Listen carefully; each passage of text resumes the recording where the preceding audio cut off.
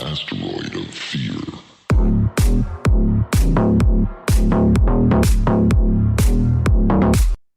Hey everyone, welcome to another episode of the Men of the House podcast. On today's episode, we have Hunter Allen. He is the host of the Everything is Connected podcast. He's also the founder of the Podcast Connection Network. How's it going today?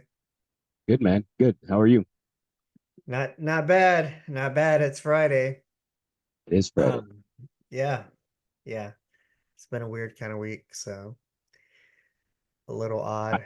I'm I don't excited. I'm excited to do this. Uh, for some reason, I'm a little nervous, but I'm excited to be here. That's good because I was nervous earlier. And then Yeah. with all the logistics, I was like, I kind of got like pumped up at the 11 a.m. hour and forgot it was kind of mountain time. And then, Yeah. so it was kind of back and forth.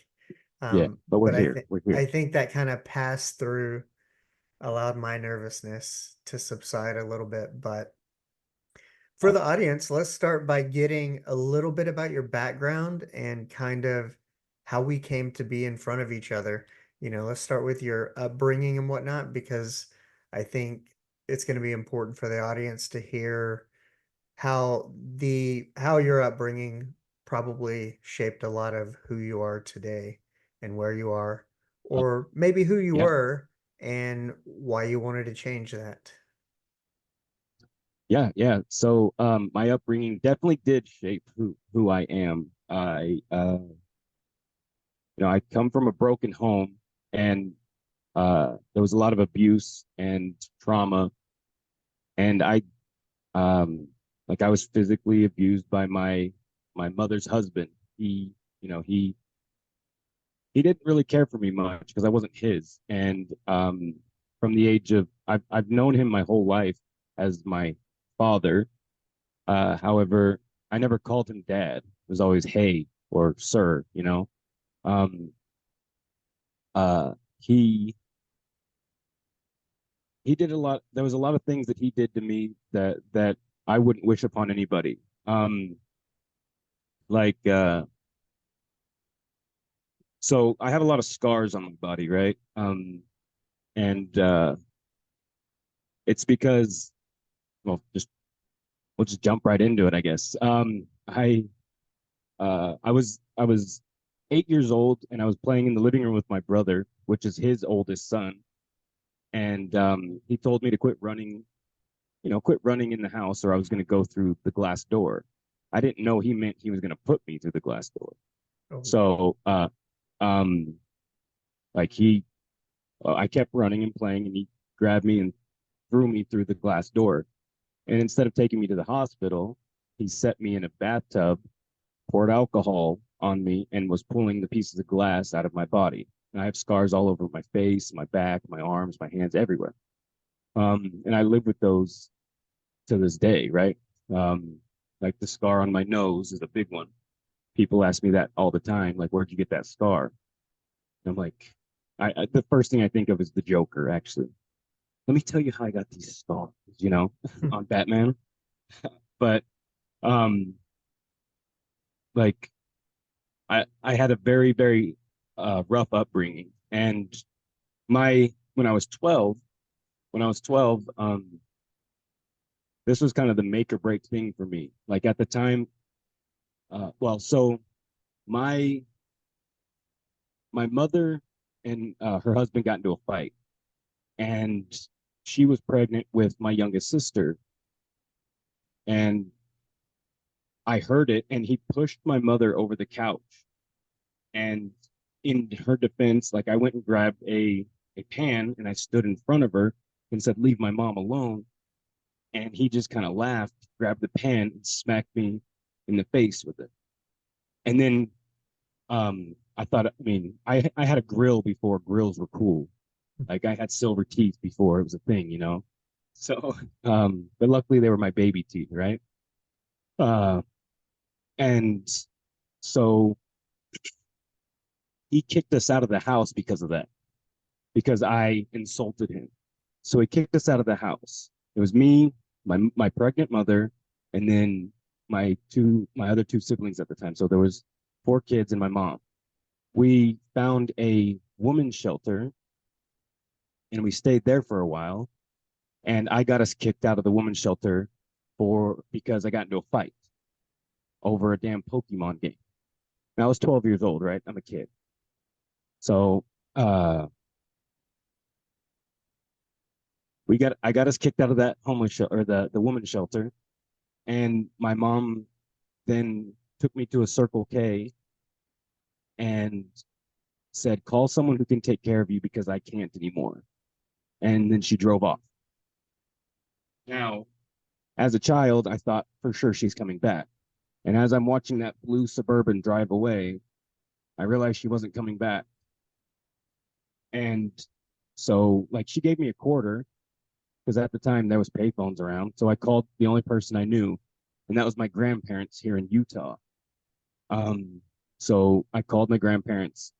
They called my aunt in Dallas, and she drove from Dallas to Houston to pick me up and then brought me to Utah.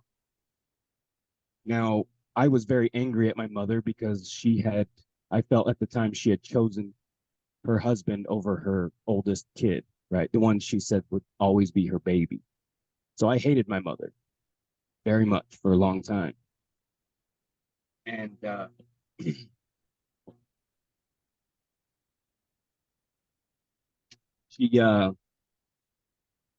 so I was up in Utah with my grandparents, and then my mother shows up with the rest of the kids and drops them off with my grandparents and says, I'm going to get my life straight. So it was me and my 3 siblings.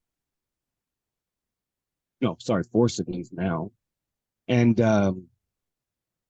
so when I turned 16, she shows back up in Utah with with her husband and says, I'm taking all the kids to Arizona. We're going to start over. And I said, no, I'm not going. I don't trust you. I don't trust you and I don't trust him. And at 16, a 16-year-old boy, I feel like I'm a man, right? Like I've hit puberty. I've got some muscle. I'm a tough guy. Like I know I'm an adult, right? So I stood up for myself and I'm like, no, I'm not going. And my mother and my grandparents all agreed that I could stay in Utah while the rest of my siblings went back with them. So we had an agreement. Don't get anybody pregnant, stay out of handcuffs, and graduate high school. Or don't get kicked out of school. Well, I proceeded to do all those things. I had a kid when I was 16. I was in handcuffs all the time for fighting, and I got kicked out of not 1 but 2 high schools. So, when my oldest kid was born on December 30th, 2007, he's 18 now, by the way. Still blows my mind. Well, 2006, actually. It was 2006. 2006. So December 30th, 2006, my oldest son was born. And my mom showed up I thought, to meet him. But it was decided that she was taking me back to Arizona. So my mom not only lied to me and betrayed me, she took me from my son, which I thought was pretty asinine of her, given the things that she did to me. So I moved to Arizona, and this was the last time I saw or spoke to her husband. It was about 3 months into me living in Arizona, and the whole time I'm plotting my escape. Like I had this elaborate plan to leave, which I was very successful at, by the way. Just successful in a different way. But so the night before I ran away from Arizona to get back to Utah, I was watching the Broncos Steelers AFC Championship game. And or maybe it's just a playoff game. Anyway, I was watching football, and he asked me to clean the kitchen, and so I did. I cleaned the kitchen, whatever. He He left. I cleaned the kitchen. My brother came down and made some macaroni and cheese and made a mess on the stove and didn't clean it up. Well, when he came back, he said, "Hey, I asked you to clean the kitchen." And me being the smartass I said, "I cleaned the kitchen. Damien made that mess. Why don't you make him clean it up?" And he grabbed a cup and he slammed it on the counter and shattered the glass. And again, I said, "You made that mess. You clean that up." Oh. And he didn't like that. And so he went to grab me. I closed my eyes and I hit him as hard as I could. It was the most gratifying thing I think I've ever done in my life. All the pain that he caused me in the first 16 years of my life, I released in that one hit. And when I opened my eyes, all I saw was him turning around and walking out the garage. And that was the last time I saw him. Because that next day, I ran away. So this was back when MapQuest was a thing. Mm-hmm. I didn't have a cell remember. phone. Yeah, I didn't have a cell You phone. had So to I use the had, home computer and print it off. that's exactly what I did. But my dumbass didn't erase my history. So when I didn't come home after a certain time, they said something's up. They checked the computer and saw my emails on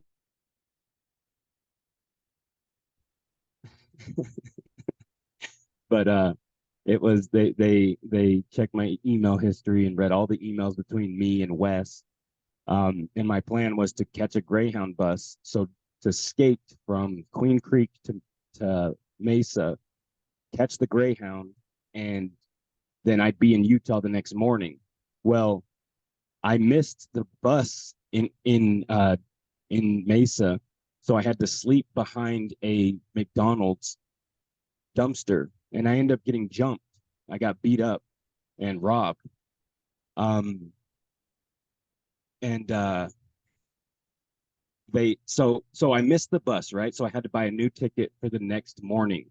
I had to get two tickets, one from Mesa to Vegas, Vegas to Utah.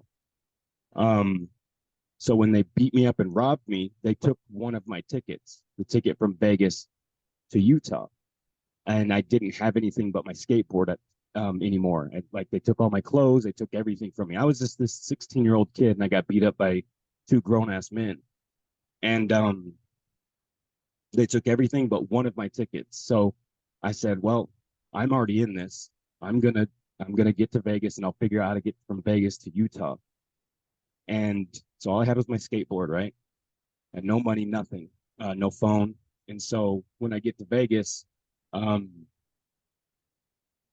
I did probably one of the things I'm the least proud of in my life. And I robbed an old man to get the money to buy the ticket to get from Vegas to Utah. I felt really bad about it. I wanted to give him back his wallet. I wanted to take what I needed and give it back to him, but obviously I wasn't going to do that, right? So I took what I need. I took everything out of his wallet, threw his wallet away, bought the ticket, and went about my way. However, at this point, my mom and her husband figured out what I was doing. So when I got to Utah, the cops were already waiting for me. My grandparents were damned and determined to protect me. And they said, "Well, if he was willing to go through this much effort to get back to Utah, we're going to keep him." And my mom said, "Well, if we don't let him, he's just going to keep running away." And I'm like, "Because I don't trust you. I don't trust you. I don't trust him. As long as you're with him, I will never trust you." So I'm 16 years old living in Utah. I've got my kid. And I've never spoken to her ex-husband or her husband since. Like they've since divorced. He's remarried. He's still the same person from what I hear, but I actually don't hate him anymore. I hated him for a long time until I turned 31, actually, which was about 4 years ago. Because 31 was the age my mother was when she left me at the gas station, and it put things in perspective for me because as a 12-year-old boy looking at a 31-year-old, you think or at least I thought, yeah, you're supposed to have your shit together. You're supposed to be able to protect the ones you love. But I looked at my life at 31. I'm like, I don't have my shit together. I'm still trying to figure out life. So I went from not hating my mother anymore because I didn't have my shit together. And I expected something of her that wasn't possible. So I learned to forgive my mother just on that, just on the shift in perspective. And then another thing was I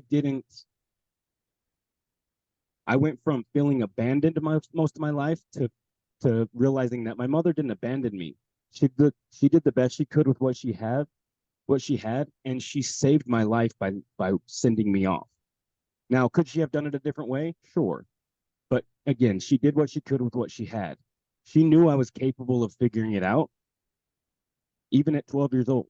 So the fact that she did what she did and believed in me and trusted me to do the right thing at that age, while I don't think most parents should do that to their kids, I was prepared for it the first 12 years of my life because of all the shit that I went through. So I was able to do those smart things and call the right person and trust that everything was going to be okay. That doesn't mean that anger didn't stay with me though. Like from the age of 12 to 31, I was one of the most violent, angry people I knew. And I hurt a lot of people. Now,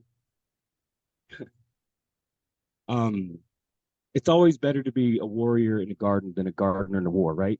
So I know I can hurt people, but now I choose not to. Now I choose to be peaceful because it's for me, it's better that way. And I don't hate my mother. I'm learning to heal that relationship because that's my mom. Like I love her to death. She's my mother, and I don't care what she's done. She deserves love too. And I don't want like when I tell the story about what she did to me, I don't want people to hate her. Sorry. I don't want people to hate her. Um, she doesn't deserve that hate. Uh, so I will defend her in everything that she's done, and just know that I'm healing that relationship. I'm healing that bond, that mother and son bond. Her ex-husband, I don't hate him either.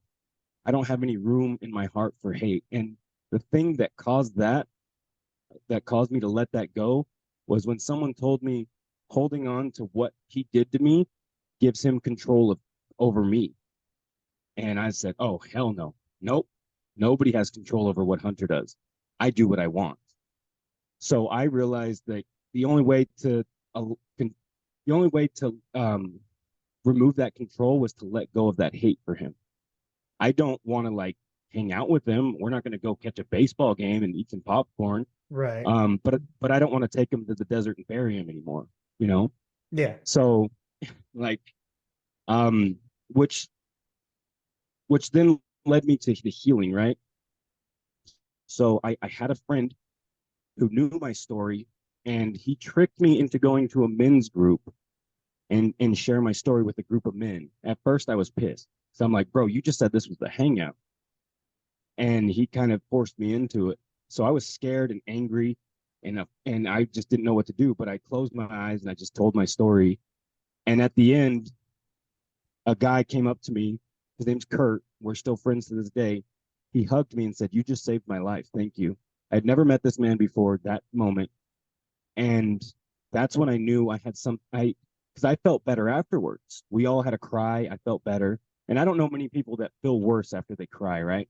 So, like, Hmm. I'm an advocate Good, for crying. good point. I like crying. Crying is important. So then I realized I had something special because one, I felt better and I made a difference in someone's life by simply talking about what I went through.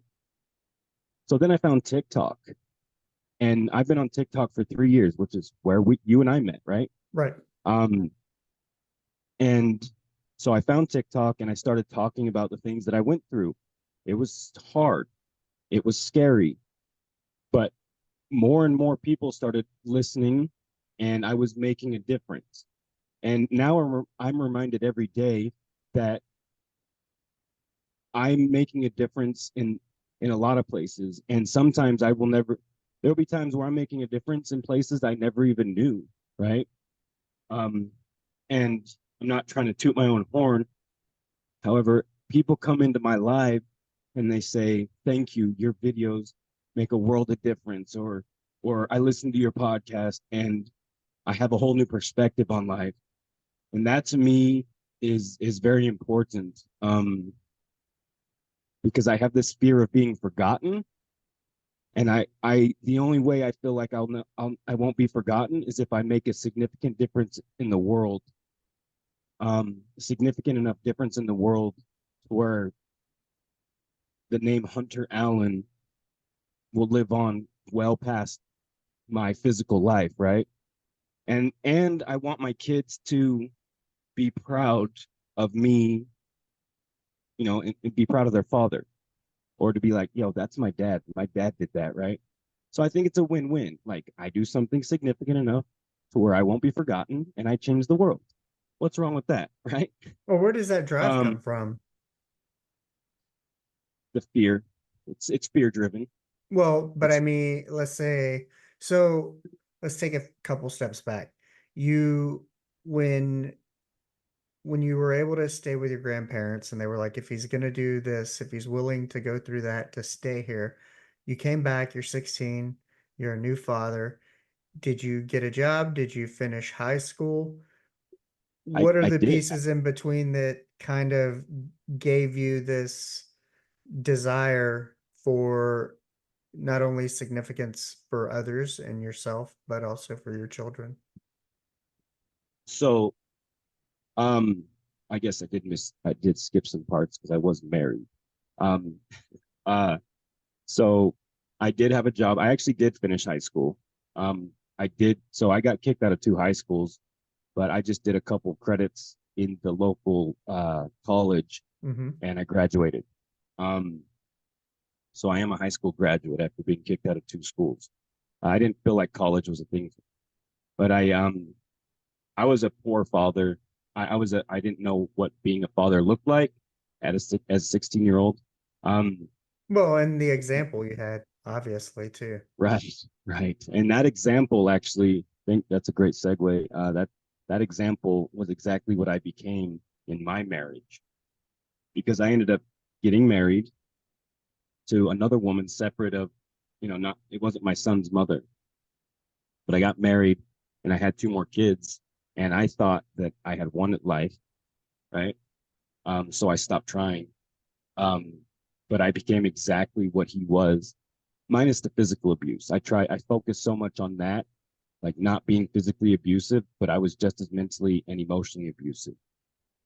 Um, and so she left me, then my grandfather died and my dog died. And that was the catalyst. That right there, that moment in Mm-hmm. time when I lost everything, that was what was needed for me to get my head out of my ass.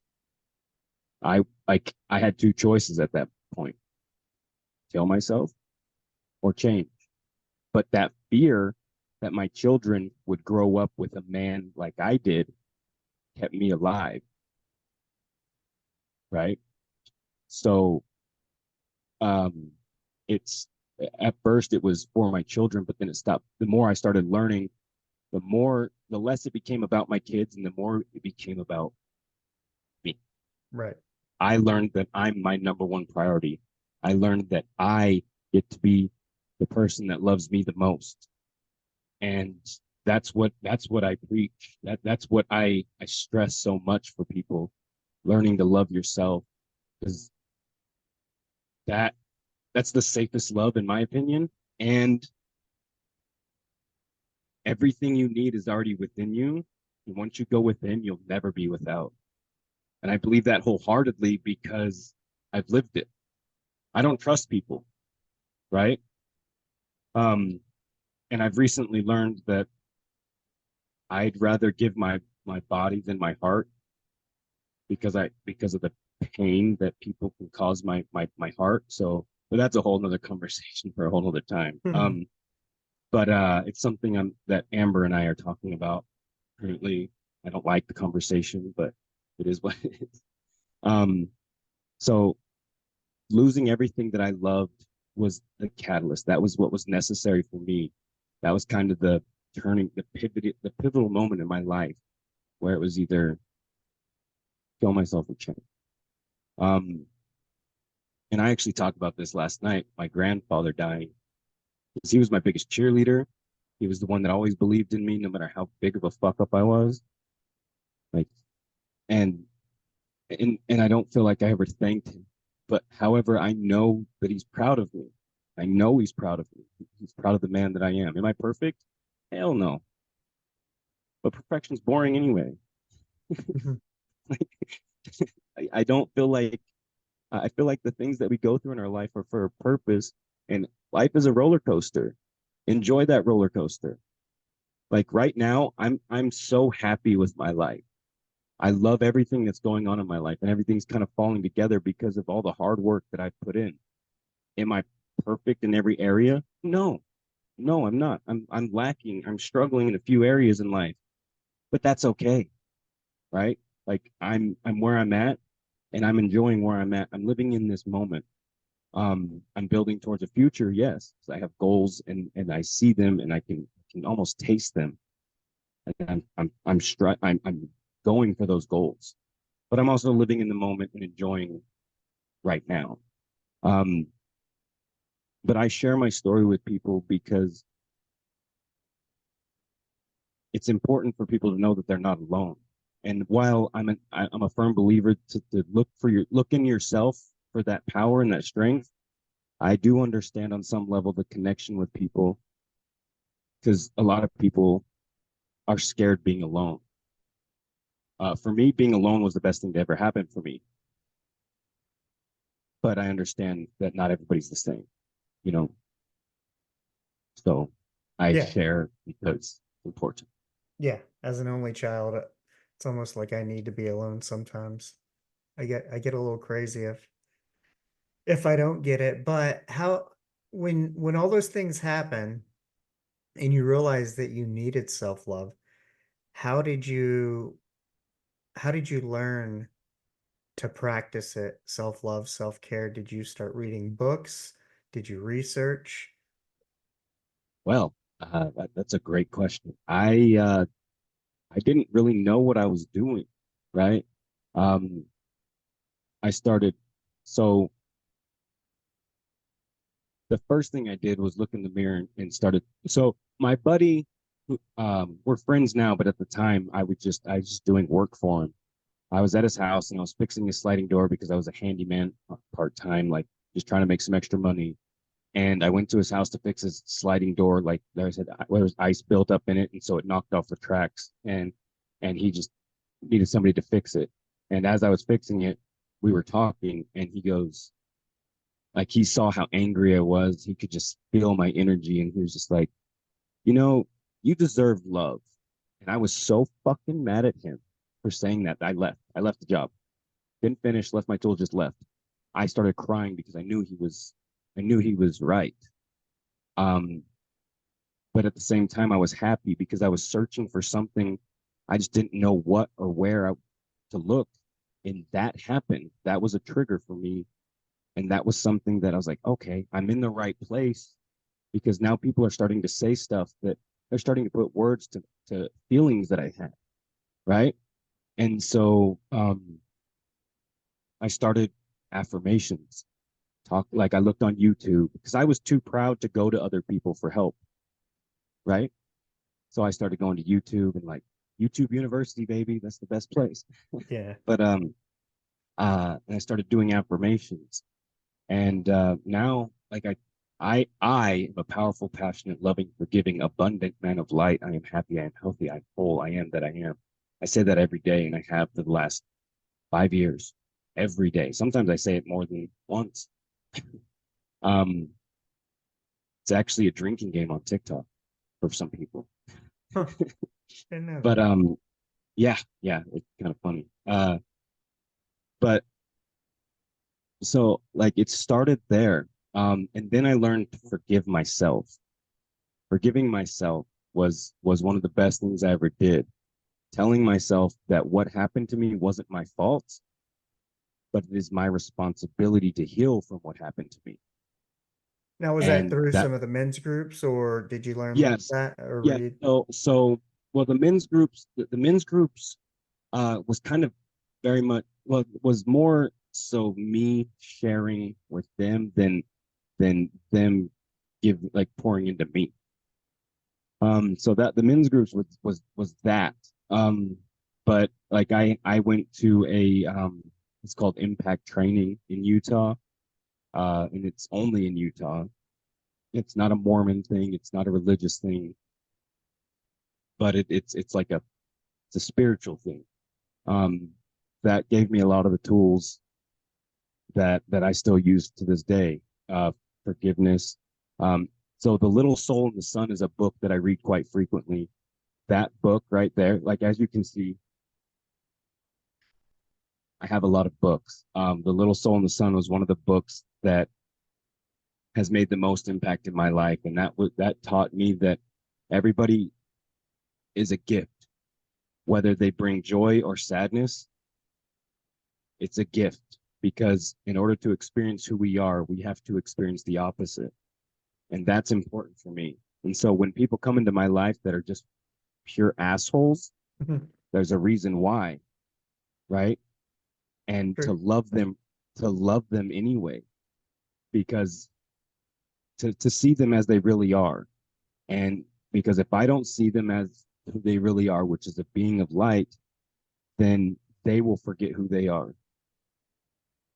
So it's important for me to just be who I am and love people as they are.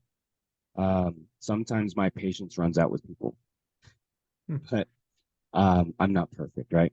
But so all these tools that I've learned come from books, come from YouTube, come from meeting people such as Amber, Ryan, um, like people like that, Amy, like they're they pour into me in certain ways that I've never had people pour into me.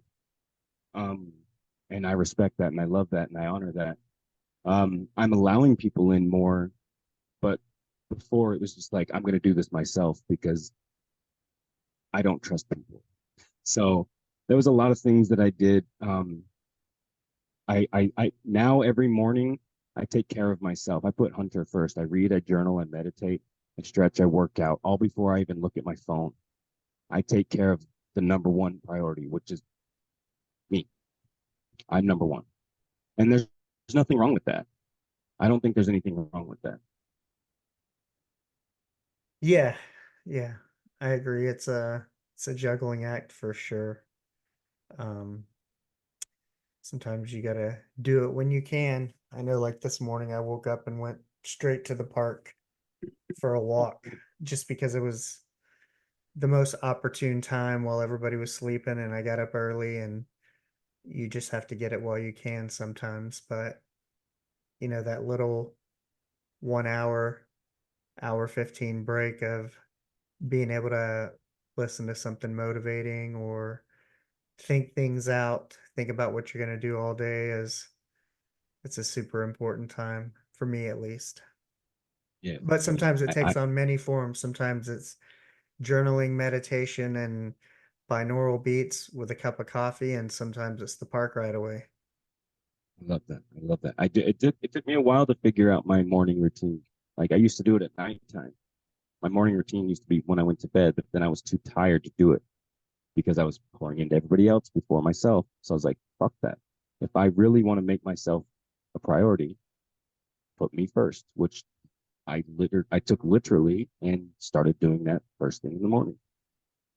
So like I stress to people to make time for yourself, like giving yourself X amount of time in the morning. Like sometimes I take 15 minutes, sometimes I take 3 hours. I really don't care because it's me. And it's not selfish. I put Hunter first because if I don't, nobody else will. And I would be a hypocrite by telling people to do stuff that I, I don't do.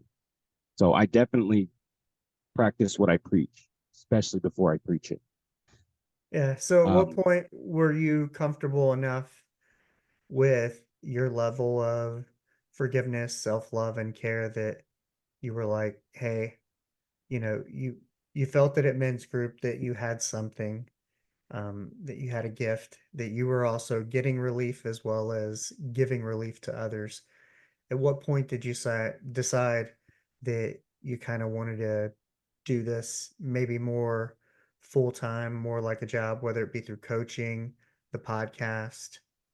Where was that decision point? So that's TikTok. That was all TikTok.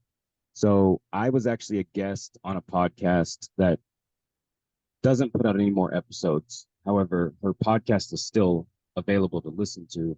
Um, she had me as a guest, and I did so well that people were like, "You should do your own podcast." And so I did that. Um, and then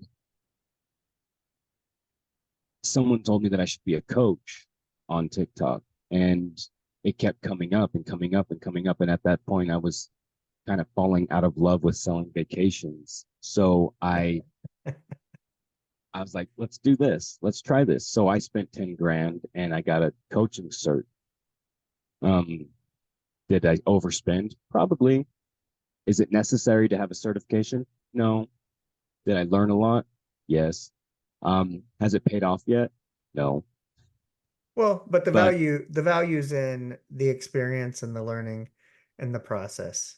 yeah, Period. I mean, we all make choices based on different factors and whatever the situation is at the time. I mean, whether it's the pandemic and things emerge, but the real value is what did you get from it in the process of whatever it was you were juggling in life and trying to do that because you know oftentimes there's that place of you said it kept coming up, so there's this thing there, but then there's also like this need that you must have to still want to continually improve yourself enough to invest in that.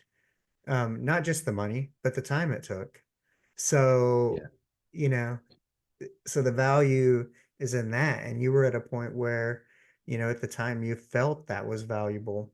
And I think, whether it's a college education or a coaching course, I think that's like an important thing for people to remember because, was getting my master's degree necessary? Probably not. But, I learned how to learn. I know that I'm comfortable, that I can be taught really anything, that I can figure it out. And it was that work process, and it shows you what you're capable of when you put your mind to it. No pun intended, but you know, I like that. I like that. that's where the No, value is. you're absolutely right. You're absolutely right. Thank you for that because yeah, no, I needed to hear that. Um, so TikTok, the people of TikTok, my followers, they believed in me enough to say, maybe try this, maybe try that, maybe the coaching, the podcast. Mhm. And when I started the podcast, I struggled for a year. I had 2 or 3 listeners an episode for a whole year. But I also didn't know what the hell I was doing, right? And I started figuring it out, and then I had a couple episodes, you know, hit big. By big for me meant, a few hundred to 1,000 Right. downloads, right? That was big for me at the time. But I said, I want more, and not more in like I want more, like in a greedy way, but I know there's people out there that have the same idea. And I met some people who aren't even a part of the podcast network that I wanted to build a network with. And hell, I'm not even friends with them anymore. And so I shelved the network idea. Um, and Seth kind of discouraged me from doing it too. He's like, it's a bad idea, man. It's a bad idea. I tried it and I failed. And I trusted Seth at the time. I mean, I still trust him, but I just don't take his advice. Um, but then I met Amber and Heather, and they both had podcasts, and I was kind of mentoring Heather, and she's like, "Wow, you've really given me a lot And I was like, hey, you know what? Why don't we try building this network? I had this idea, I shelved it. I just met you two. I love you both. Let's try this. And and so so the Podcast Connection Network was born. The three of us came up with the name together, and because at the time it was just a podcast network. I don't know what to call it. I don't know what I'm doing. Um, and actually, funny story. I don't know if you know this or not, but Ethan was going to be the first person we brought on. He created a Discord just to get in touch with us. He messaged us. Amber and I both reached out to him several times and ghosted. We were ghosted. And for months, didn't hear anything from Ethan. We brought you on, we brought Amanda on, and then Ethan messaged back. He was like, hey guys, you still doing this? He was busy Like, in the cold plunge. right. He was busy. He was busy doing his thing. And everything happens the way it's supposed to happen, right? But Ethan was actually going to be the first person we brought on. And I'm grateful that everything played out the way it did. And like I remember our conversation. Like when I met you on TikTok, I'm like, I like this guy. Like he's quiet. I like his podcast. I see something in him. I saw something in you, which I still do. And your confidence, by the way, your confidence has grown so much. And I'm so proud of you, and I'm so glad that you're a part of this. And I'm happy that we made the decision to, you know, reach out to you and bring you on. Because when you first started, I mean, you were very quiet and just like you didn't know what you were doing. You had something, you just didn't know what it was. I feel like you found it. So I just want to say that you're amazing, and I've loved the growth that you've shown just in the 7 months you've Yeah, been with the yeah, network. So yeah. It's made a world of difference having that guidance and the accountability. And um, it's funny you were saying somebody was like, "Nope, I couldn't do it. You shouldn't do it." But when you put the right people, two other people who believe in it and say, you know, then it just kind of happens. And yeah, that's kind of so interesting because there's kind of these business principles of people, that'll say like, well, does this person have something I want? Are they doing what I want? Or right, like your mom, what does your mom know about starting a podcast or a business? right, Unless she's an right, entrepreneur. Why should we seek their advice or not? right, right. Real quick, it's funny you bring up my mother. My mother is one of the biggest supporters of the network. She listens to everybody's podcast, by the way, everybody's every week, every time. Um, like she's more caught up on everybody's podcast than I am, honestly. So shout out to my mom. I'm not going to name her out because I don't need her getting like hate mail or anything. But shout out to my mom for listening to everybody's podcast. What made her take an interest?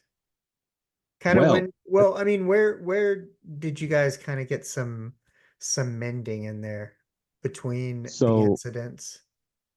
so it was funny because my mom was supportive of the podcast, and then her Just real quick, after you're done listening to this amazing episode on this pretty freaking sweet podcast, give it a 5-star rating, and then head on over to the Podcast Connection Network and check out all the other amazing podcasts that we got over there.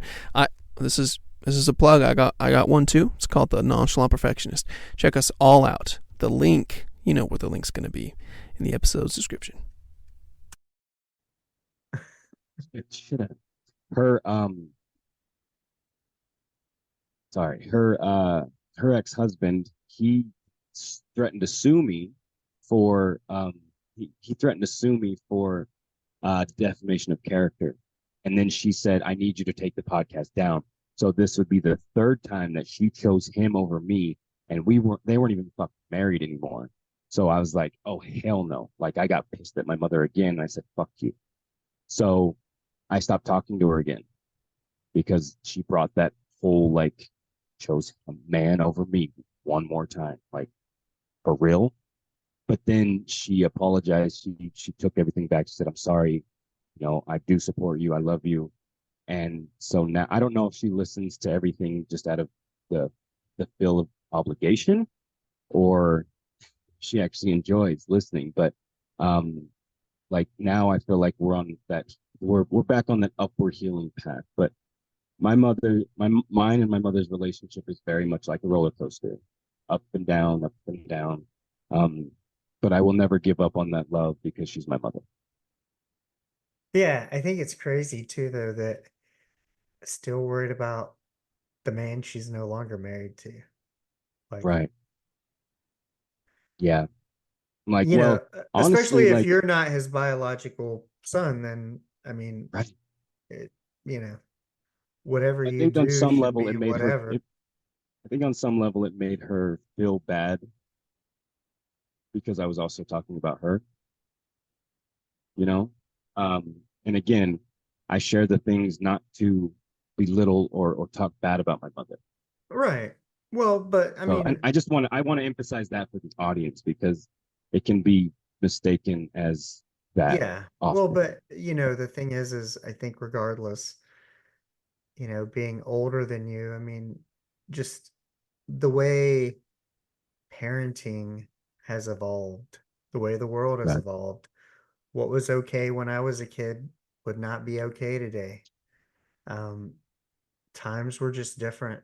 And, I think our our parents do the best with what they have. They have all the trauma and beliefs that were put on them by their parents and their grandparents who were coming out of the Great Depression and World Wars, and then you had Korea and Vietnam, and um, even what America looked like was different. What beliefs of whether it be success or anything, where what they were consuming, because your world is everything you consume. And so, and then all those beliefs got transferred to us. And, we're coming to find out what was actually good, bad, ugly, what's still relevant, what's important, what's not. The world they were raised in and beliefs around what they were raised to believe was whether it's stability, success, love, happiness, any of those things are, um, they're all different and Yeah. they've all evolved. And, I could almost feel like I could hear, mostly the Latino side of the family, like, well, what does happiness matter? What's happiness? Kind of a thing. Like, you know, what does it matter? Success is kind of a thing, but, they come from a different place where, there's first in the family to go to, whether it's college or whatever, or hit certain milestones. But it doesn't make it right.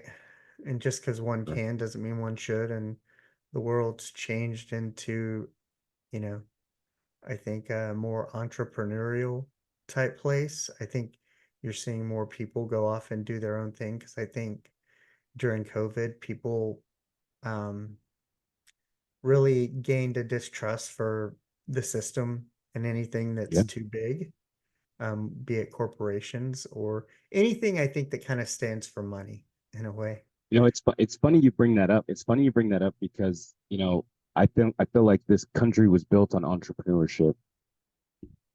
However, schooling, our education system has taught people to as they're grooming worker bees, Right. right? To Fall in not, line. yeah, fall in line, right? And like you said, COVID pushed people. I think honestly, I feel like to me, and we don't have to talk about this. I just want to point this out. I feel like COVID was a setup for something that kind of backfired because, like you said, um, people started not trusting the system and going back to entrepreneurship, and the government's like, oh fuck, we didn't think this through, So Oh yeah. Well, like and the I'm people who had all the money now, like you have all these people who own, like, let's say, whether it's skyscrapers and whatnot that these businesses once existed in. Now you have everybody working from home.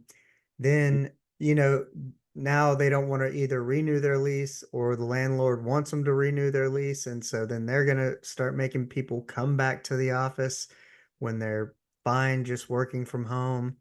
And it all has to do with the people at the top keeping what they have. Yeah. Which, you know, I guess I don't know. I mean, if I were at the top, would I want to keep what I have? I think, you know, at what point is enough enough? And Yeah. should the benefit of your blessings be for other people? Or, you know, I mean, if you make enough, then, you know, you could lower the rent. You could change it into a space for people who whatever, but you know, but then it always seems too that yeah, a lot of people at the top are in, you know, cahoots, Yeah. collusion with each other, Illusion for sure. in an Yeah. effort to Yeah. help each other both keep what they currently have, whether it's status or something like that. But I feel like most of it is status. I feel like most of it is status. I do. Like people, even us mid to lower tier people, like status is important. Um, it's a habit. Like I don't like it, but it's something that it it drives me to a point. Like status drives me, and it's not right, but it's a driving force in my life to keep me going. So I mean, I guess I'm using it properly. yeah, I don't like know. like a driver. Well, what you're describing more is motivation. Oh yeah, I guess so. I guess so. I'm But very yeah, motivated. I like every day I learn. Every day I definitely am a better version of myself every day, every day. So, um, motivation. Yeah, yeah, well, it all depends too on what you value, you know, because like I said, at what point is enough enough? And, you know, is what you value kind of simplicity? I mean, if you don't need much and you're like, I'm happy with, you know, $1,000 a month bungalow on the beach in a third world country and eating rice and beans and whatever. But I I know have that sounds like books. heaven, bro. Yeah. That I sounds have like books, I heaven. have this, I have leisure, and that's great. You No know, Wi-Fi. maybe that's, you know, what you value, and maybe that's the peak of richness for you. But then Yeah, for others, it's how much stuff they'll own, how much more, you know, like the game Monopoly, kind of. yeah. Who's got the hotels, who can charge the most rent. Um, See, I used to love all that stuff. I had the cars, the clothes, the money, the watches, the ties, the has a suits. Monopoly game ever ended well No, within a family? no, no. It I always think I ends up broke up with a like, girlfriend. I broke up with a girlfriend over that game. maybe they should take that off the shelves. I no, because that they won't because it's doing exactly it's creating division, which is exactly what they want. By they, I mean the ones that run everything. The game is called Monopoly. Yeah, which is crazy. Anyway, Oh um, man. my ultimate goal is to with the network and my podcast is to reach as many people as I can and to give the little people a bigger voice, a bigger platform. Because again, while I'm a firm believer that everything you need is already within you, when when the right group of individuals come together, it can be so powerful. And that's why we're selective with who we bring in the network. Yeah, we're small, but we're building right now, we're building a solid foundation before because you, Ethan, Amanda, Amber, all of you, I don't think I'd be where I'm at without any of you guys. Because you guys hold me accountable and you push me to keep going to learn. Um, so like it's a very much give and take back and forth. Is it perfect? No, but it's fun. Yeah, no, it's We're learning. certainly been a great accountability tool. Just that Yeah, alone. But even the work sessions, having people to bounce ideas off of, yeah, um, kind of having a schedule the camaraderie, the belonging, um, Yeah. whether it's putting money into a pot and, all those kinds of things that kind of make it fun and somewhat organizational, especially for people who are Yeah. out there kind of doing it solo. It brings on, it takes on a whole different meaning, Yeah. definitely. The belonging, I think. And, we definitely go further together, but it's kind of the whole, I've told people before, how we choose two things per week to work on and that accountability piece. Um, Yeah. Shout out to Amber for that, by the way. Amber's the one that created that, so I'm gonna give her credit. yeah, She, Mr. yeah. Organization to the T. Mhm, mhm. Much more organized than me. I'm more by I'm like half organized, but half like on the fly. I worked in a lot of Yeah. restaurants. In an emergency room, you kind of got to be ready to go quickly. So I think Yeah. I'm good at that kind of thing, but I do like kind of rough outline, rough structure, um, to where I know how I want it to go, but I also kind of keep in my mind of, hey, um, 10 things might happen this week that you didn't expect happen, and you got to remain flexible, bend Right. without breaking, and not allow it to frustrate you to the point that you're like, why am I even podcasting? Why am I even trying? Why am I even doing this? Because I think everybody kind of has um that thing go through your Right. head. Because even though I've published like over 50 episodes, it's I still get nervous before each You time. surpassed me. You surpassed me. I think I'm at 54. Yeah. So it's that whole like but that's a good thing, I think. If you're still nervous a little bit, like a little performance Yeah. anxiety, then um I think it's a good thing. But yeah, it's how do you deal with imposter syndrome? Oh boy. Um,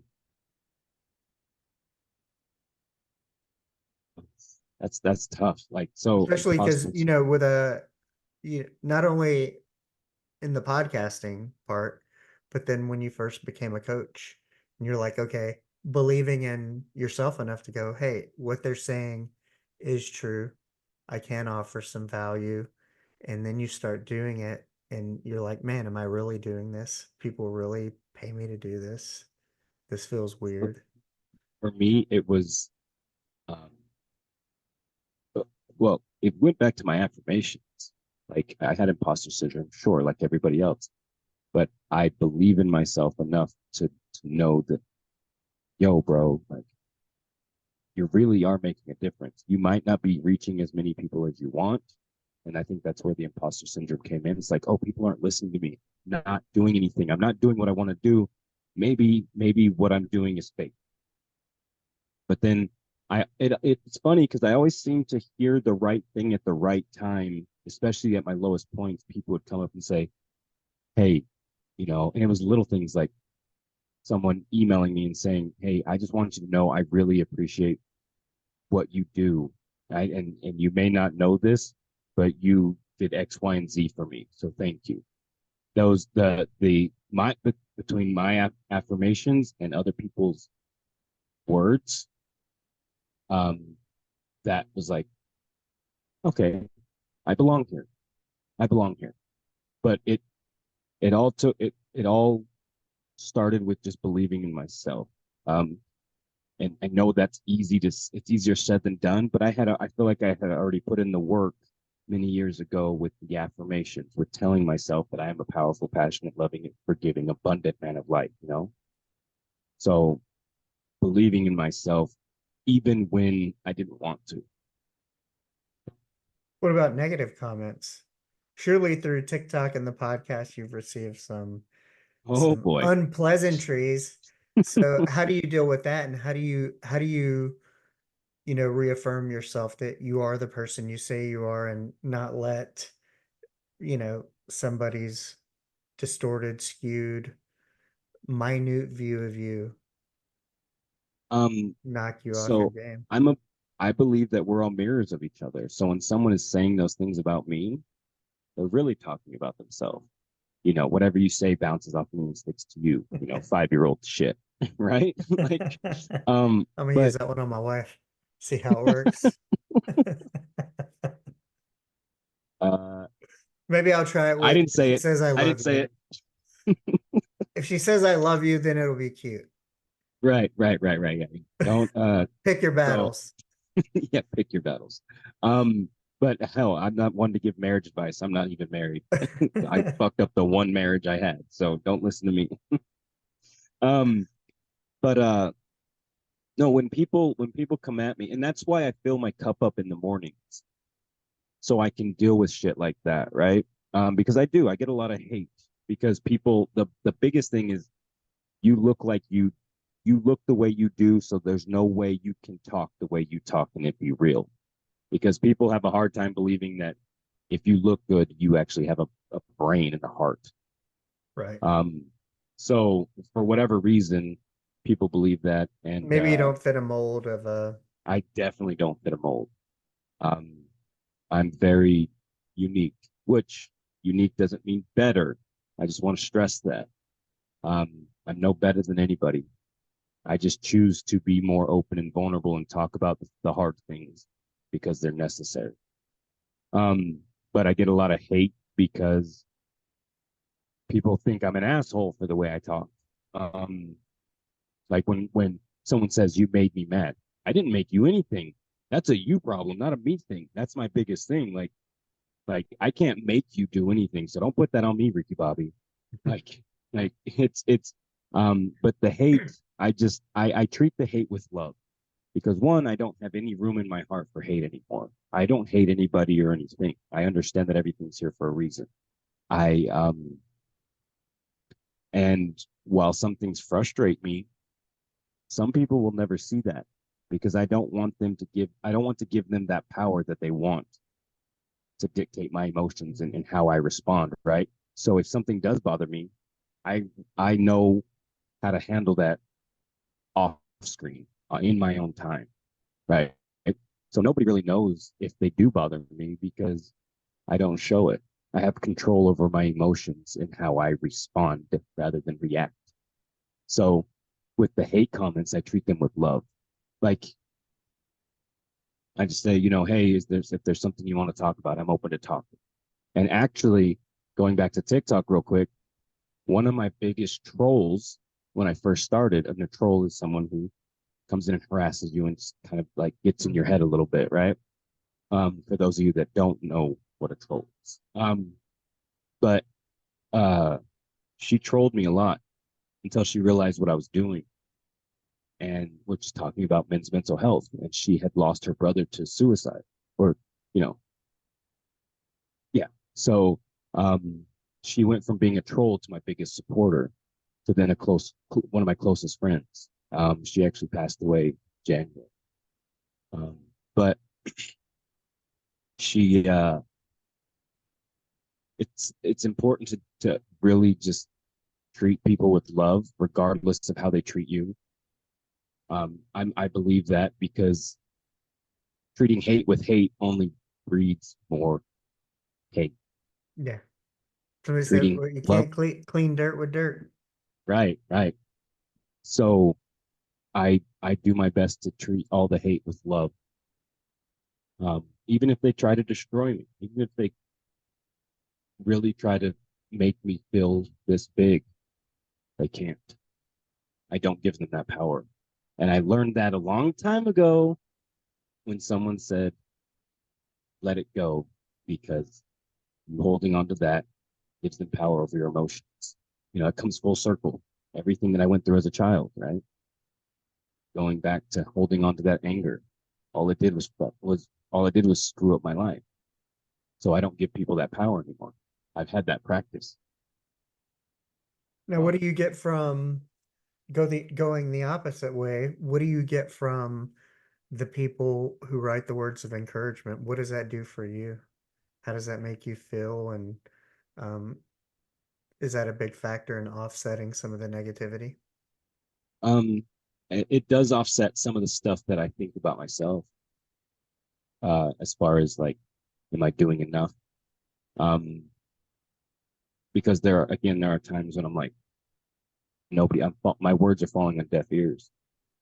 But it seems to go every time I start feeling that way. Someone comes up and says, "You did this for me or that for me." I get comments, I get emails, I get messages, just saying, you know, you've made a difference. Keep going. And there's like people tell me all the time that I've reached people that I don't even know, right? And I that's been proven time and time again. Like people come up and say, "Hey, someone told me about this that you said, and so I started listening to the things that you said. It resonates, men and women." My focus is on men because I feel like once men get right within, it'll change the world. But it's important for women to listen to what I say too, because that can give them the perspective of what they can do for their men to make them feel safe, right? So I just when people say stuff, like I don't hold on to it because I don't feel like never take anything personally, whether good or bad, because at any moment someone's opinion of you can change, right? So when people give me compliments, I thank them, I acknowledge it, and I use it then and there, but then I let it go because then this happens time and time again. You know, people's opinions can change, and if I hold on to their opinion of me, it's only going to hurt me if they change their mind on how they feel. Be like, well, you said 3 months ago that I was the coolest person in the world, and now you hate me. Now I'm all tore up about it, right? Yeah. So, and it's part of the book, the Four Agreements. Never take anything personally. It's one of the four agreements. So that's a book that's important to me as well because that taught me not to hold on to people's opinions. So what's one of the things in this journey that has been kind of like an unexpected um, blessing or something that's happened that you never would have thought in a million years would have happened had you not, you know, taken some of the paths of whether it's joining TikTok, starting a podcast, the Podcast Connection Network. There's letting people into my life like I do, um, allowing people into my inner circle. Like I'm open and transparent with my life when I'm good and ready to do that. Um, How was but that going when into TikTok when you were first able to go live? How did you develop that confidence and comfort? really, uh, I didn't wear pants actually. You wanted me to say that, didn't you?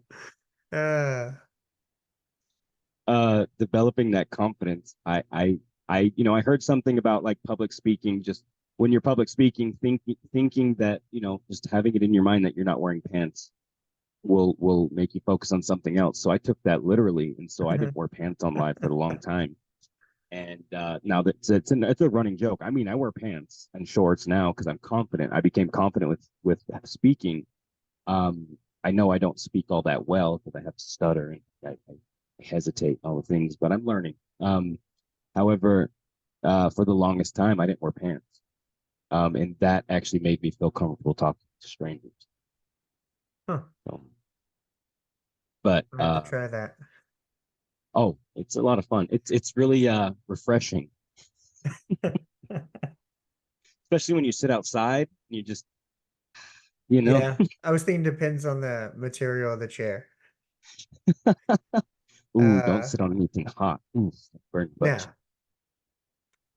yeah. So was it just practice, putting in the reps, and you just kind of became more comfortable? Because I think, Yeah, what some people don't realize, I think, whether it's TikTok Live or podcasting, there's not just the element of um, the being comfortable speaking, but then you add in the element of being open and vulnerable. What was that like? What, other than I know you, and it's probably like, well, I can't tell people to do something I'm not doing, But how was that decision kind of made? Because some people keep their lives on TikTok and whatnot very impersonal, or it's about a topic, or maybe they're opening something or talking about stones. But when your topic is kind of mental health, connection, real topics, in order for them to be successful, you have to be open. Yeah, So I how and was that's coming to that decision? easy. It was easy because I saw it play out in person, right, with the men's groups. I saw it happening um firsthand, like, oh shit, I'm making a difference by being open, and it was healing. So like, and plus, people will dig to find something that if they don't like you, people will dig to find something and then tell everybody and use it against you. I'm a firm believer to fucking talk about everything because there's not a single person in this world that has a clean closet. Like, we've all done shit we're not proud of. I own it. Therefore, you can't use it against me, right? So, and I don't own, and there's a lot of things I've done that I'm not proud of. But if I talk about it, it does. That means that the people that hate me or want to see me burn, they've got no ammunition. So what are they going to do? Make something up? That's the only thing they can do. But then when other people dig, they'll be like, oh, so that wasn't real. And that's real. This is everything that Hunter talked about. You know, so it creates a level of trust. People trust me because I'm open about my history. I've done a lot of shit I'm not proud of. So I'm cool with it because it's made me who I am today. Now, were you on TikTok first before you started the podcast, or Yep, were yep, you yep. okay? Yeah, TikTok was what started the podcast. That's where I met uh Honey. Her name's Honeybee. That's the first podcast I was ever on. Podcast actually is called It's Okay for Men to Cry. That was the episode, and we talked about I'm actually interested in listening to that episode because it's been like 3 years now. So I wonder how much my opinion of things have changed. I imagine it hasn't very much, but back then I know I was very in your face. Like, if you don't fucking listen, I swear to God. Well, but the world's changed, even if Yeah, your opinion of it hasn't. right. So it just the context, it could sound different. Oh, yeah, it would definitely sound different. And so I actually had notes and I was reading from my notebook in the first 20 minutes. And I'm like, can we stop this? I put the notebook down and I took a breath and I said, can we just have a conversation? She said, yeah. She actually left that in the episode, which is kind of cool. But because I was scared shitless.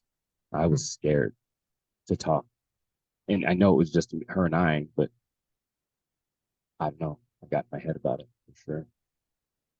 Yeah. It's one of But now those it's just like, things. this is fun. I like this. Yeah.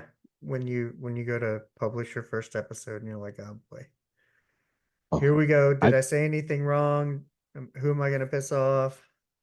I've published my first episode like 40 times. What do you mean? So, What's been your favorite thing about podcasting? um, meeting people, meeting new people. Like, had I not started a podcast, I wouldn't know. Chances are I would have never met you or Amber. Well, I mean, I would have met Amber, started this before, or we met before, but I would have never met you or Amanda or Ethan or Heather. Like, well, I guess I would have met Heather too, but I wouldn't have met the people that I know. So, like Parker and there's a lot of people that I know just because I started a podcast. A lot of good friends. So my favorite thing is the connections that I've made with those close. Speaking of which, the name of the podcast. Everything's connected. That's right. Yeah. Everything's connected. Because everything is Actually, connected. I'm trying to think. That's a drinking game too. I feel like I have an episode coming out.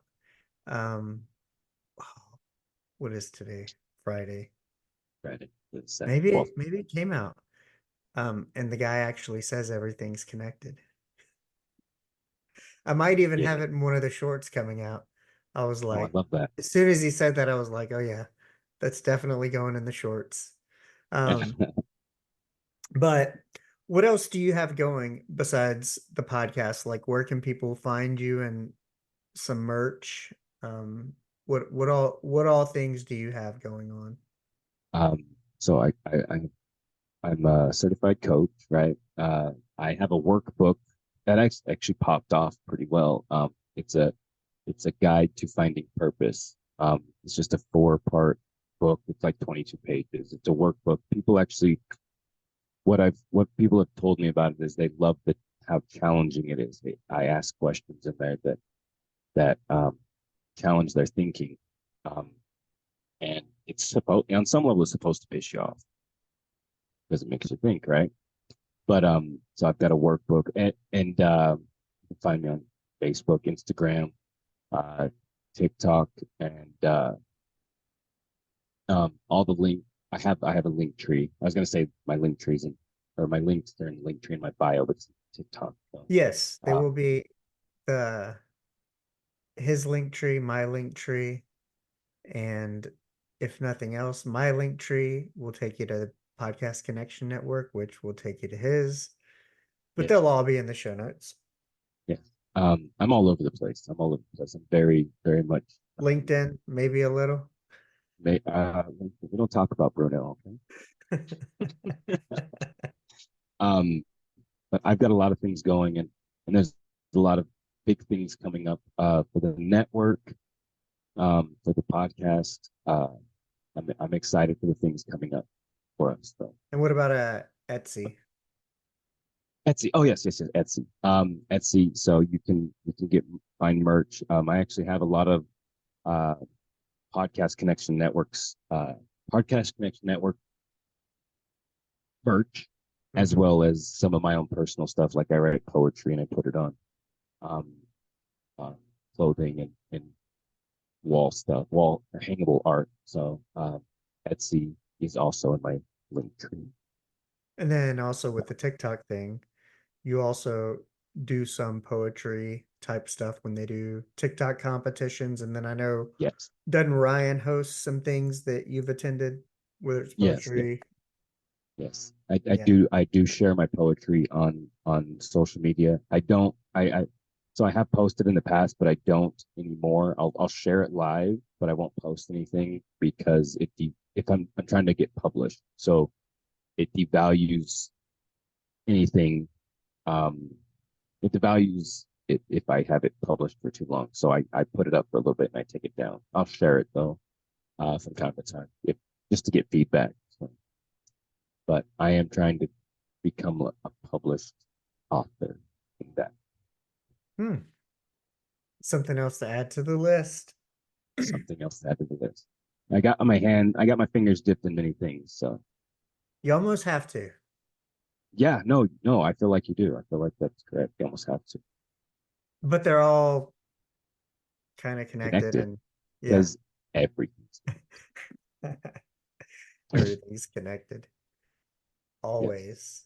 Um, so I always give all the guests, you included, although you probably know mostly about me. You can ask me anything you want.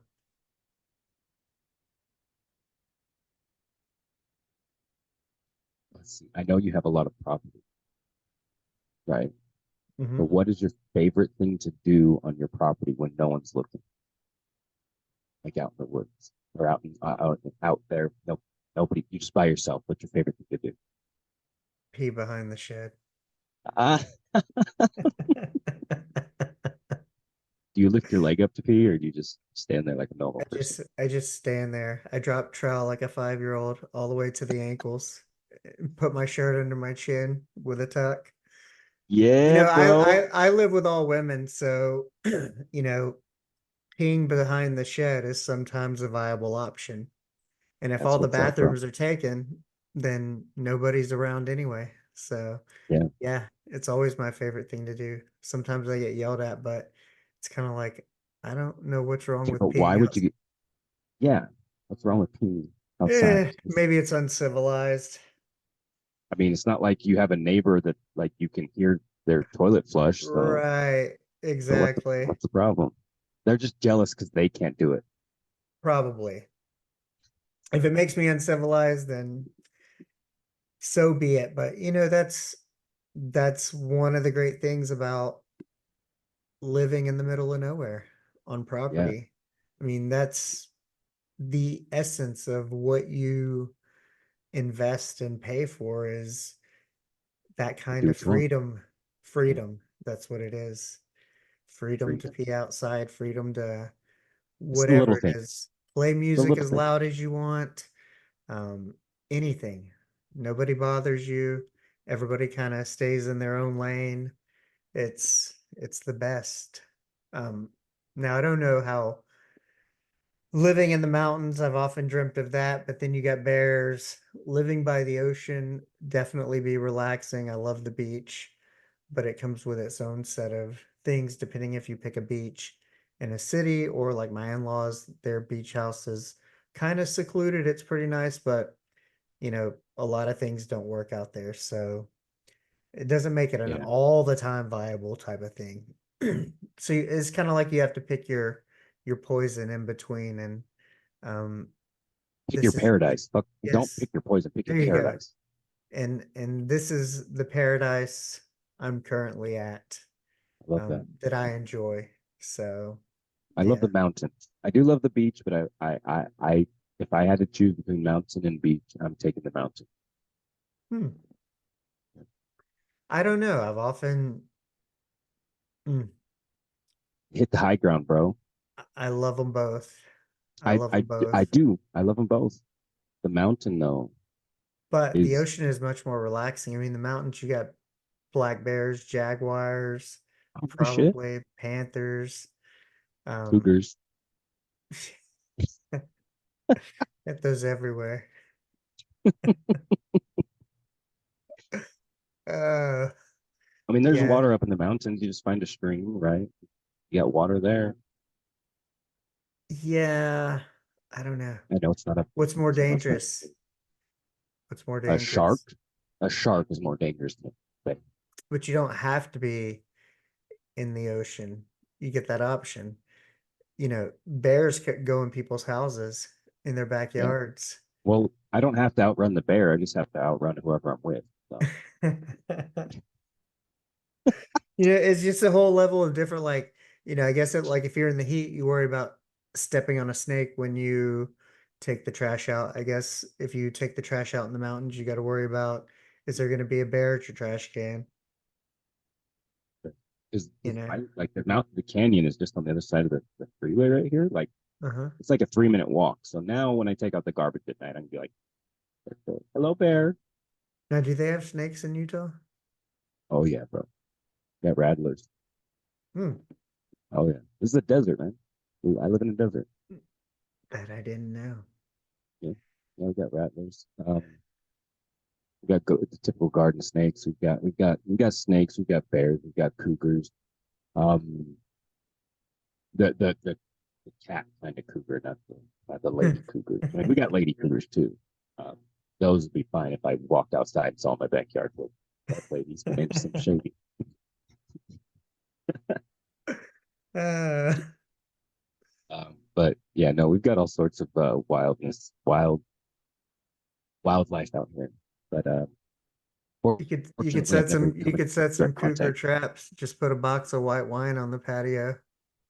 Right, right. A box of white wine and some grapes and a fan, so A that they shark don't be a, like char- the cabana. a charcuterie plate Yes, yes, yes, with yes, yes, boxed yes. white wine. Yeah, yep. It'd And be like a Reader's Digest or some shit. I don't know, a magazine. Cosmo. Cosmo, Yes. Oh, for sure. Cosmo. Thank you, Cosmo. That's the one for sure. Um, my ex-wife used to read that actually a lot. I learned a lot from the Cosmo. Yeah. Um, yeah, but yeah, that's a Cougar's setup right there. White wine, a fan, grapes, and Cosmo. Uh, Make that. Let's see if it works. my cheeks hurt from laughing. Yeah, I'm glad I can make you laugh. Mm. Well, all right, man. I'm gonna This was fun, hop bro. off and This was fun. Thank you. go spend some time with my daughter. It's awesome, man. You have a good day, a good weekend. Thank you for having me. This was fun. And Yes. Yeah. I'll let you know love to do when this it's gonna again, come man. out. Yeah, Yeah. bro.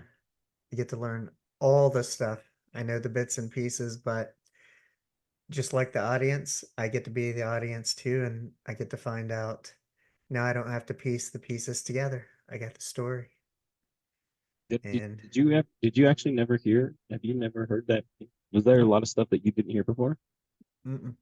Yeah. Oh yeah. Yeah. Yep. I That's thought you knew me like that. not all of it. I'm glad you know now. Yeah. Yeah.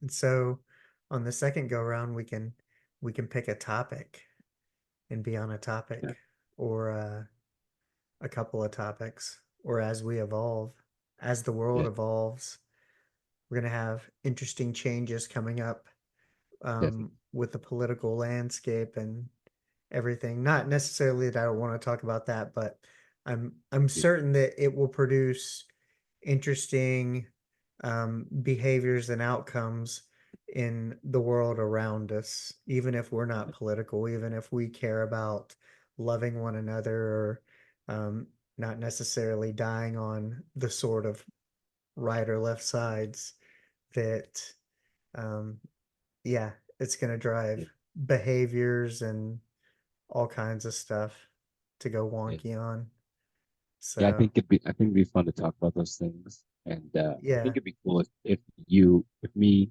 you, and Ethan all got on an episode together too. It'd be fun. Oh, yeah, yeah. We have Hmm. we have three very different views on a lot of things. I'd like to pick at that a Yeah, little we're bit. all in different decades too. Oh yeah, that's right. That's Ethan's a, yeah, he's a youngin.